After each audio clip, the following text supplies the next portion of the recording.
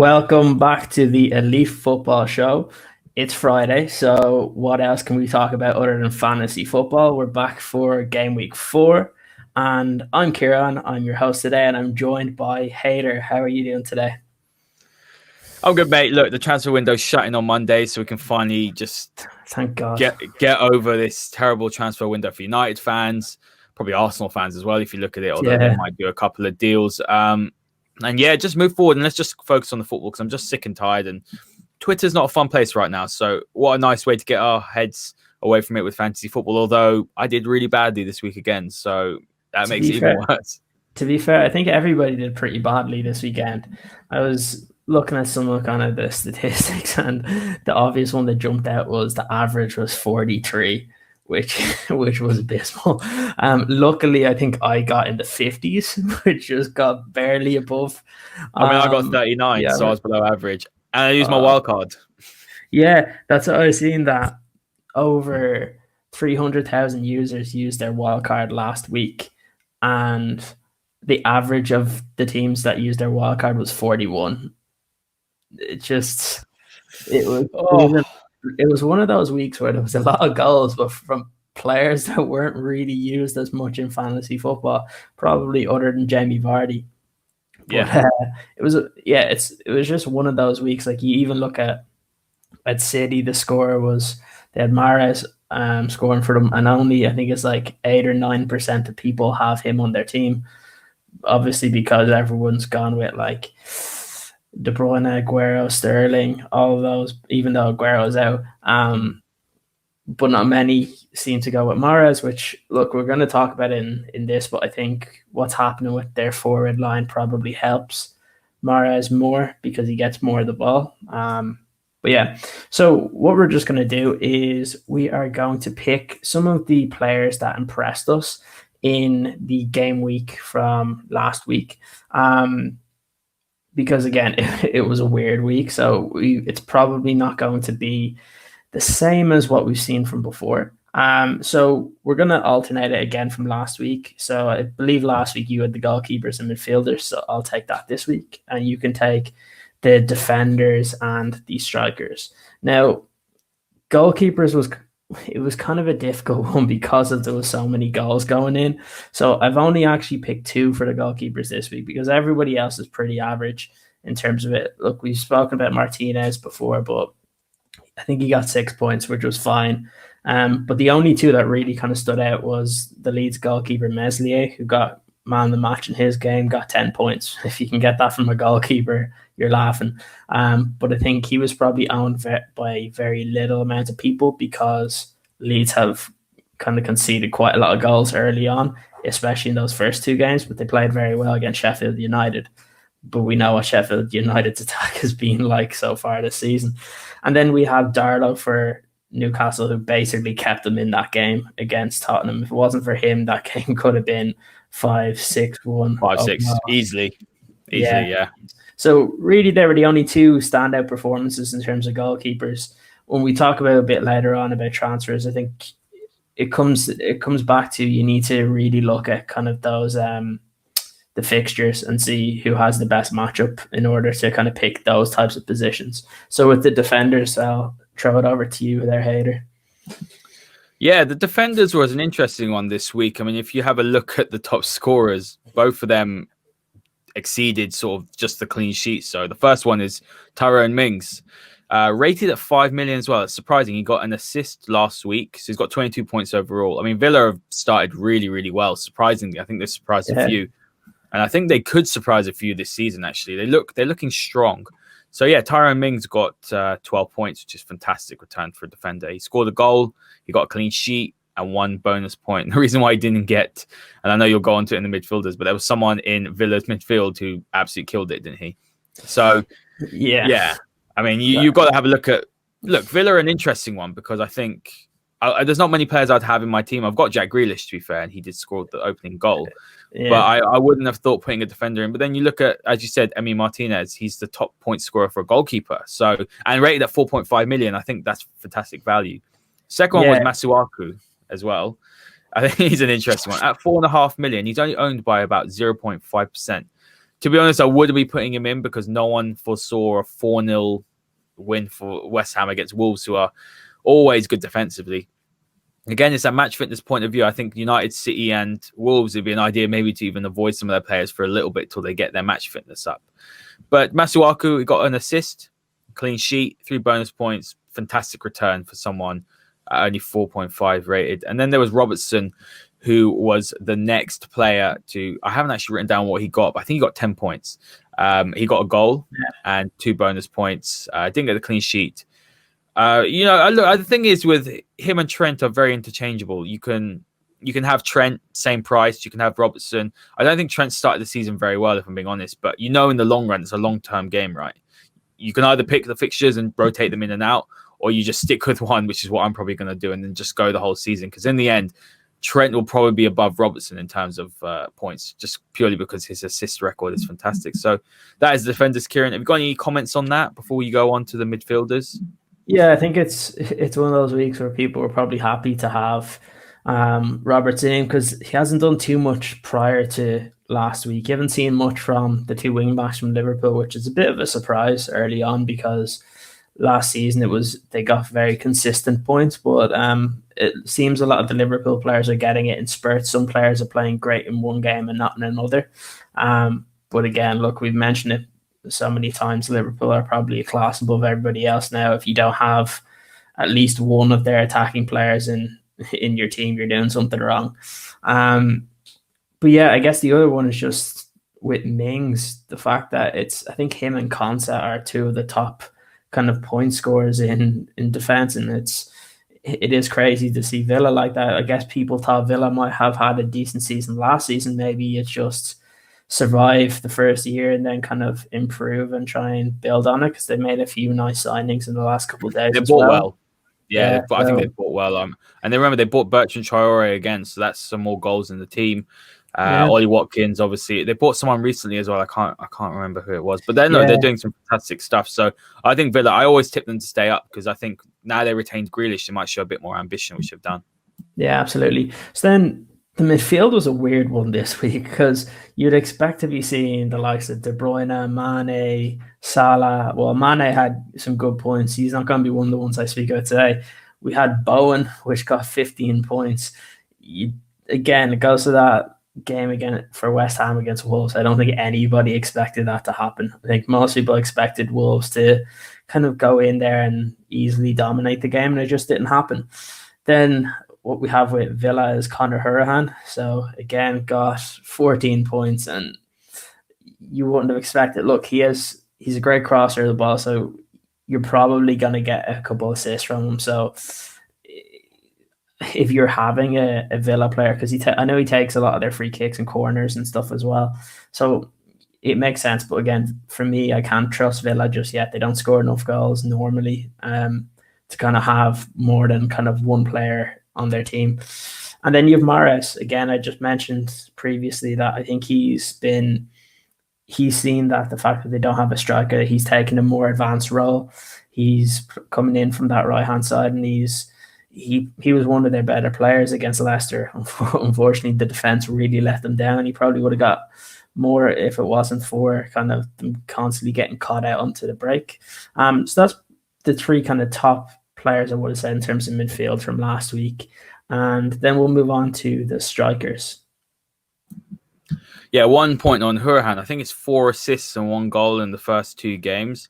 Yeah, which is very, very interesting. So he's probably not someone I would have thought, but you need someone who's a budget option, I think, in your team in that midfield, because there's so many expensive midfielders. Aubameyang for me has not done it yet. That we spoke about it on the EFS weekly show yesterday. Is Aubameyang potentially starting to decline a little bit? We did that with Paulie, so make sure you check that out because that's a really great video. So we upload that today. That's EFS weekly show. But moving on to the forwards, because we've got very little time today. But Jamie Vardy's the obvious one. Rated at 10 million, I think you're getting a ridiculous return for someone who's valued at that low. I mean, he got a hat-trick, as we all know. 3 bonus points, 17 points is just a ridiculous return, and he's just looking better and better as the years go on. I mean, he's 33 years old. It doesn't look like he's lost a yard of pace. If anything, he's got quicker. Yeah. That City back line, again, that's an anomaly result. I don't think if that fixture happens 6 months later, I don't see how City lose that 5-2. It's the same with West Ham with Wolves. I don't see how Wolves lose that again. No one could have predicted that. But one thing to note is Vardy's 75% chance of playing. He's got a hip injury. I think he'll play, but that's one to watch out for. Now, the next one's a very surprising one, and that's Callum Robinson from West Brom. I don't think anyone would have predicted. He's rated at 5.5. Especially no Irish fans. Yeah, exactly. Two absolute peach of a goal as well, wasn't it? The two great goals. Yeah. He got 2 goals, 3 bonus points, 13 points. Look, they were 3-0 up to Chelsea after 27 minutes. I don't think anyone would have predicted that. I actually think West Brom play some nice football. I've watched them 2 or 3 times now, even against, I think, Everton it was when they lost 5-2. They played some nice football, but they're very open at the back. So I wouldn't be putting any West Bromwich players in there. But if I was going to put a player in, if you wanted a budget striker, I suppose Robinson could be one. But Diangana's another one in midfield. He'd be probably your shout as well. Or Pereira. So they've got some good attacking players. But the next one, the final one's Danny Ings. Finally, Danny Ings has done something. He's rated at 8.4 million. He's very, very... He's very expensive, I think. I think there's better options out there for that price. I mean, last year was a great option because he was cheap, but his price has gone up. But he got a goal, a clean sheet, 3 bonus points, and that was 9 points. So, yeah, none of the big guns. No Harry Kanes, no Martial. Who else is there that's big gun? No Lacazette, anyone like that.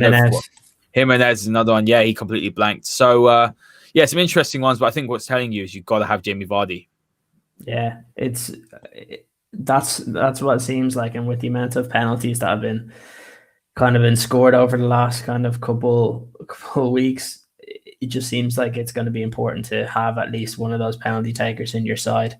But yeah, so we've come to the end of September. So what we're going to do is we're going to say who our kind of top 3 players were in September in terms of fantasy. We'll pick kind of it doesn't have to be a specific position, but we'll just see who we think kind of has stood out so far in the first 3 weeks of the season. Before we start that, I'm just going to remind everybody to make sure you like and subscribe.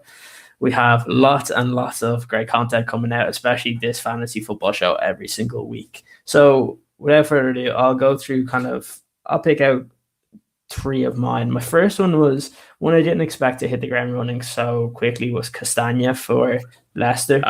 That's who I chose. Yeah. He's been phenomenal, mate. He's got 27 points. At where he's playing, it's ridiculous. Look, obviously people think because Leicester won 5-2, but before that, there wasn't many really impressive performances by them. They're playing well, but nothing that you would think that one of their players would be one of the top scorers in fantasy. One of the other ones I think you're going to have to pick because he's been on my team the past 2 or 3 weeks is Calvert-Lewin.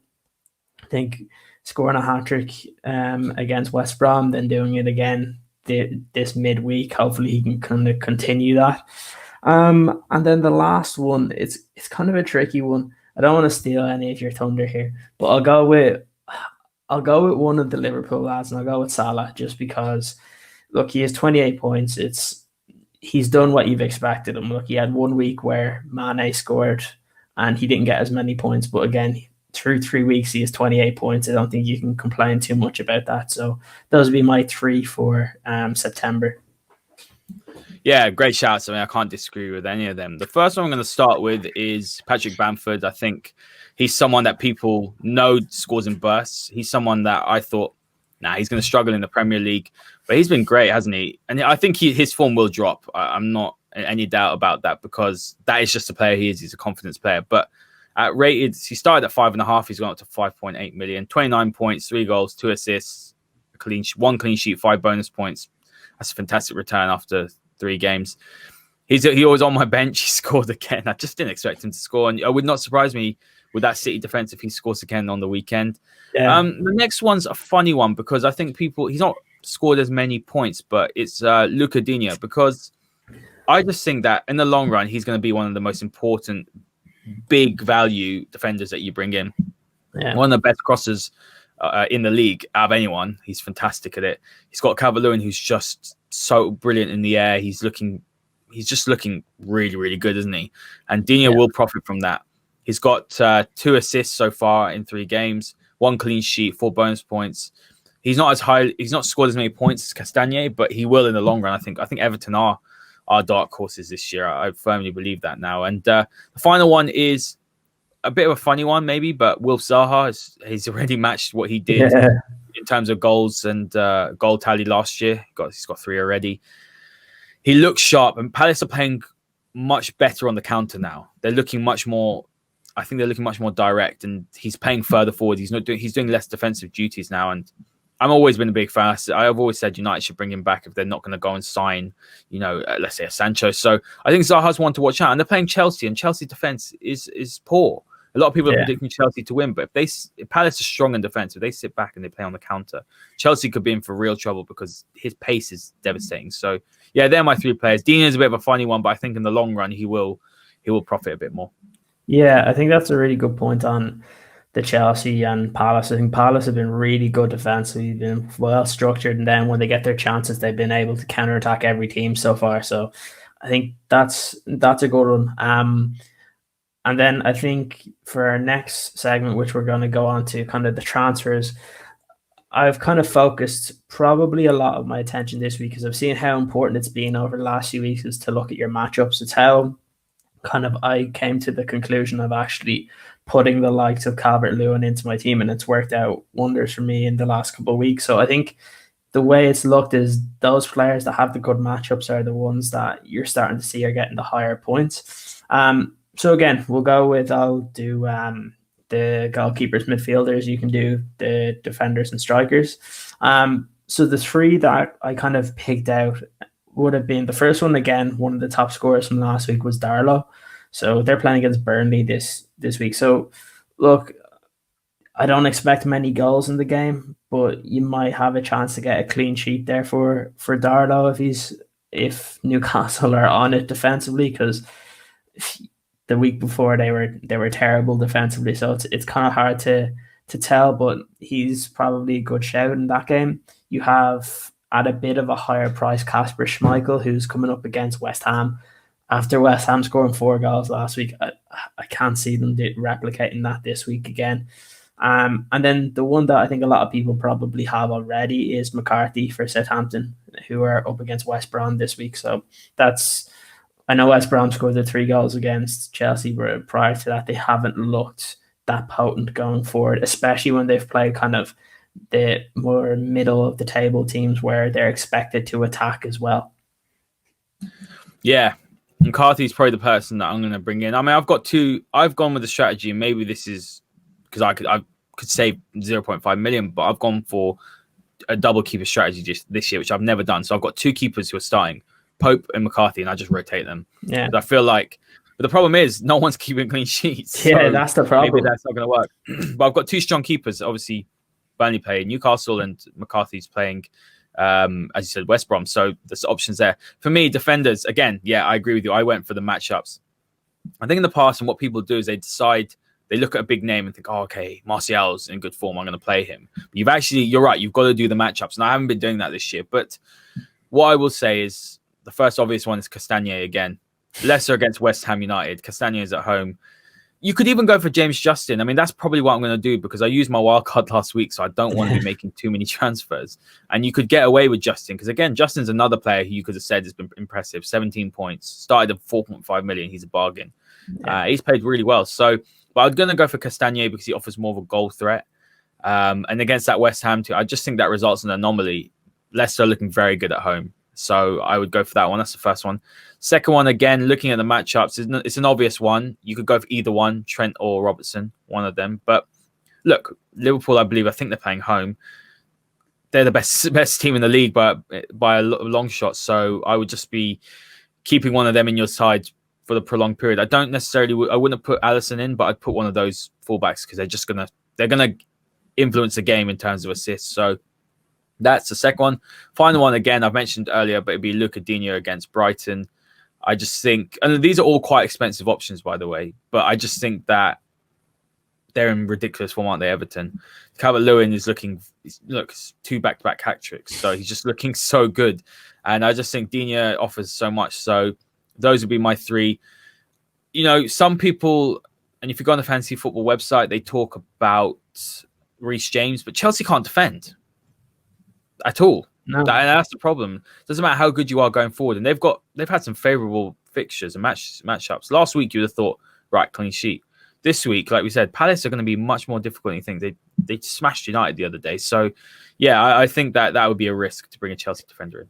Yeah, look, and I'll move this even with kind of the midfielders. Is I find it risky to have any Chelsea player in my team right now because they just aren't performing to the level that you want, and especially to a level where you get points in fantasy football. While they might have a few decent performances here and there, there's not really anybody that's kind of playing to the value that you'd see some fans having them on their team.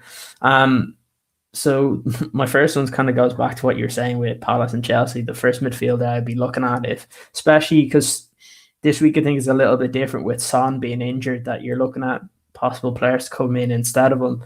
So the first one I had was Zaha.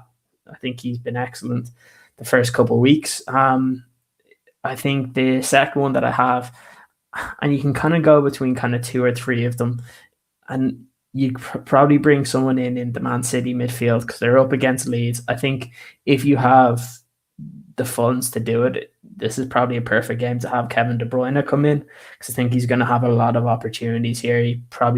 I wouldn't be surprised seeing getting a goal and a couple of assists based on the way Leeds have played defensively thus far. You saw it against Liverpool where there was big gaps between the midfield and the defense. If they do that against City, we're probably in for another goal fest anyway.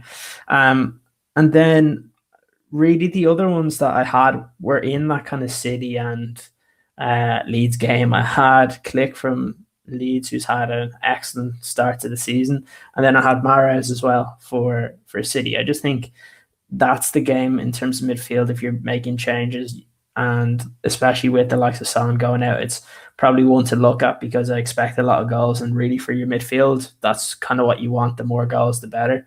The last one that just to kind of go maybe more mid-table clash, you could even look at Pereira to play against Southampton for West Brom. I think he's been very impressive the first couple of weeks, and I think he's only something like 6 million. So if you want a bit of a lower one, I guess the other one that I would mention is if you were planning on, because Son is out for the next couple of weeks, Harvey Barnes or James Maddison could be an option for Leicester as well.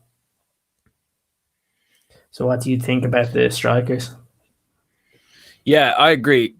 On, I would say, sort of Foden is someone just picking up in midfield because I've got him in. I really do think City are missing David Silva. I know he wasn't particularly good last year, but they're still trying to adjust and how they're going to play Foden. I mean, Foden's been playing a bit on the wing as well, which I don't think that's his best position. I think he's better centrally, but I think City have got a few problems. You might even see Ferran Torres play a little bit because with Sterling now playing as a striker, I agree with you. Morris should be the first choice right winger at City. I don't understand why he doesn't play enough. After the restart, he's one of the best players in the league. He's so underrated, honestly. And I just don't understand. I can understand his frustration for not playing more because the guy impacts the game all the time, every time he plays. Brilliant player. Look, the forwards I'm going to go for, again, they're pretty obvious, and you got to look at the matchups, but you can't look past Calvert-Lewin, can you? Like I said earlier, back-to-back hat tricks. Most transferred in player this week as well, 650k. If you don't have him in your team by now, then I think you're doing something wrong. Again, he's playing Brighton. He's just surprising me each week. I was one of those that said I don't rate him. I don't think he's that great, but every single week he's surprising me. He's got a hat trick against West Ham, obviously in the League Cup. He got a hat trick against who was it? Against Brighton, I believe, was it? Yeah. No, sorry, West Brom. Got a hat trick against West Brom. Yeah. Was it West Brom? Yeah, it was West Brom. He's just doing so well. So, yeah, he's one for me, which he's definitely taken a step up with Ancelotti. And at 7.4 million now, he's a bargain. Next one is Jimenez, because, again, I know Wolves had a shocker, but they're playing Fulham. And I just don't know what I can say about Fulham. They're so bad. I think Scott Parker could be in the running for the first manager sacked. Just he could be sacked by the end of October. Easily. And you look at it, though. They haven't got they bought quite well. Kenny Tete and Areola. Areola played at Real last year, so he's not a bad keeper. Yeah. They are lacking a lot of quality in that squad. And the problem is that they had a lot of players that when they went down to the Championship, they played them. Last time they were in the Premier League before, they didn't play them. But when they went down, they played them. They'll come back up. And they're not at the level that's required. But you're playing them even though it doesn't make sense, if that makes sense. So they've still got a Championship squad. We know that. So I think Jimenez, I expect Wolves to get a few goals there. Jimenez to get a few goals. Look, they just had a shocker against against West Ham. These things happen. And then the other one is Danny Ings, Southampton versus West Brom. Again, rated at 8.4 million. You could even captain Ings because I just think West Brom are very open at the back. But I just think Southampton are difficult to sort of judge at the moment. I'm really struggling with how they're going to play. They're a fantastic side. They bought really well. They've got a great manager.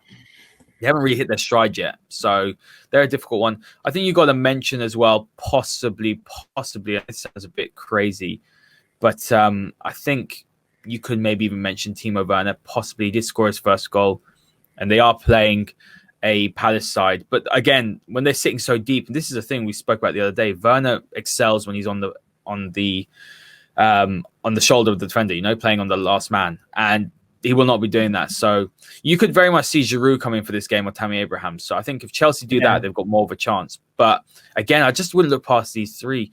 Looking at the other players, maybe you could choose Lacazette because they're playing Sheffield United. Again, he's very expensive, so I wouldn't be bringing him in. And then Liverpool as well. Again, you wouldn't bring Firmino in, would you? So it's a difficult one. But yeah, I would say Calvert-Lewin, Jimenez, and Ings. Possibly Callum Wilson against Burnley. But again, low-scoring game. I don't expect a lot of goals there. So and then maybe Mope against Everton. But again, I'd be sticking with Calvert-Lewin, Jimenez, or Danny Ings. Yeah, I'm very happy with that, considering two of my strikers are Calvert-Lewin and Jimenez this week, and then my other one is Patrick Bamford, who hopefully that'll be a big score against Man City, and I'll be very happy this weekend. Yeah, I've got to take Martial out. I have to take him out. He's got to go. But I've got Calvert-Lewin. I think I need to make a big change. I've also got Son. So really, I've got some money to play with this week. I've got potentially 18 million that I can take out. Good. So we'll see what happens. Yeah. So for our last kind of segment, I've been kind of scrolling through Twitter to see what were some of the most common questions that were coming up. And I think I'll go through kind of the three kind of biggest ones. The first one that I kind of mentioned already is with Son being injured. Who do you think that players that do have Son should be bringing in to replace him with? I'm one of them. That's an interesting one. Look, I think James is an option. I've already got James. He's not really scored many points, but at 7.5 million, let's say you have Son who's 9 million, you have 1.5 million to play with. That is great in fantasy football. So he'd be one of them. The next one would be Zaha, I think. I think you can't really look past him. He's someone who will get opportunities on the weekend. I have no doubt about it. Tomorrow against Chelsea, he'll get options. And the third one, it's a difficult one. I think you might be looking, like you said, at Mahrez again. I think they're similar price range, I believe. And I just think you got to. There would be more the top bracket ones, but then going forward, you might want to go for something a bit cheaper, and you might decide that you want a Grealish, perhaps, or a Hurahan. But I think playing against Liverpool is a bit risky. But yeah, I would probably be going for Zaha, Mahrez, or James. Yeah, I agree, because I've mentioned some of those previous, even one that I mentioned from Leicester. If you wanted to go Harvey Barnes to get an extra kind of, I think it's like 1.5 million in for Son, and you could kind of use that on your strikers, which kind of comes to my next point is it time to give up on Anthony Martial so early on? Look, I thought last week he's going to score a lot of goals this year, by the way. I'm convinced. And at 9 million, it's very cheap. You look at Werner. Werner came in and was 9.5. It doesn't make sense, really, does it? Martial should have really probably been a 9.5, 10 million pound player. They're playing Spurs. I think United are going to win 2-1 against Spurs. But my issue with the Spurs game is that, again, Spurs are going to sit very, very deep. And how many times has Martial scored goals in games where they sit very deep? He has scored, obviously. We've seen it before. But I just feel like in the build-up play, he's coming very, very deep, isn't he? You might get an assist from him. I just don't see him scoring against Spurs. I think it's going to be a penalty or something of that ilk. And another goal, maybe a breakaway goal. But I am going to take him out this week. I don't know about you. Would you agree? I think the only United player I'd have is Bruno, and even then, he's too expensive when I'm looking around because I want to have Salah. So if you don't have Salah, then you want to take out. No, Yeah, look, if you're looking at players that are around the same or similar price range, I picked out four. You've Ings, Jimenez, Martial, and Werner. And if you have to pick two of those, which two do you think you'd be picking? this week is Ings and Jimenez completely. Exactly. Look, and I think the problem is that there are a lot of people in fantasy that do just focus in on kind of the big six teams, and you need to focus in on the players that produce for their teams. You have to remember as well, for Martial and Werner, neither one of them take the penalties, and Exactly. with the amount of penalties that go on, and then Ings and Jimenez do, Jamie Vardy does. So really, if I was picking any asset for United, I'd be sticking with Bruno Fernandes because anything can happen. He had a pretty bad game against Brighton, and yet So got a goal and gotten assist. a goal and assist. So that's the type of thing that you're looking for. The last thing I think it goes in with the Werner question is, when is it time to kind of give up on some of these Chelsea signings and bring kind of different players in, because a couple of them are overrated in the price and they're just not producing right now. So should people stick with the players and just hold out and hope that they'll improve and get better points, or is it time to sub them out for this week? I think anyone that put any of Chelsea's big players straight in were foolish because of the fact that it takes so much time to adapt to the Premier League. Not everyone does a Bruno, for example. For me, Yeah. I've had Reece James in there because I thought, you know what, defensively, yes, they're not the best, but Reece James is an attacking outlet for them. He's a fantastic crosser. We saw his goal against Brighton. He's got a goal threat. He's got an attacking threat, but you can't put a Chelsea defender in because their defense is so bad. There's no system to it. Going on to Havertz, he's what, 8.5 million. I thought straight away, way too expensive. You can get Hammers for cheaper. You can get Son for about 500,000 more. You can get Mahrez. There's other players you can get. Bruno's 2 million more. So there's other players you can get. So I never thought he was never an option. But Werner was one that I thought was going to hit the ground running a bit more. I wouldn't be touching any Chelsea players until I have seen them consistently produce for a 3-4 week period. They are having to gel a lot of players in, but also I just don't think they've got the manager that quite knows what he's going to do with them. So I wouldn't be touching Chelsea at all, to be honest with you. I think they're way overpriced, as you said, for what they are. And it's the same with United right now. I wouldn't touch any United players. And City, I'm starting to avoid. It's only really De Bruyne, isn't it? And maybe Sterling, because Sterling will play striker, maybe Mahrez. But United's players are another ones I'd avoid. You've got to be clever here and who's in form, and you got to pick. And there's some good players who are not in the top six who are in form. Yeah, absolutely. Look, again, it's one of those that hopefully we'll get a bit more of a normal week this week in terms of fantasy football. Everybody does a little bit better than the averaging of 43 from last week. Just like I said, send in your questions, because then we'll call out your handle and we'll kind of go through it. For this week, I was just picking out the most common questions that we could see this week on Twitter. So make sure you get your questions in for next week. We'll call it out and we'll let you know what you should do. For now, that's going to be us for today. But again, just make sure that you like, subscribe, leave your comments, and share it all over Twitter, Facebook, anything that you have. Thanks for today, Haider. Nice one, mate. It's been a pleasure. And yeah, I think I've got a better idea of what I'm going to do this weekend. Well, today, in fact, for my team. Yeah. So, maybe I'll listen to myself and you. So, nice one. Thanks very much, mate. Yeah, thanks.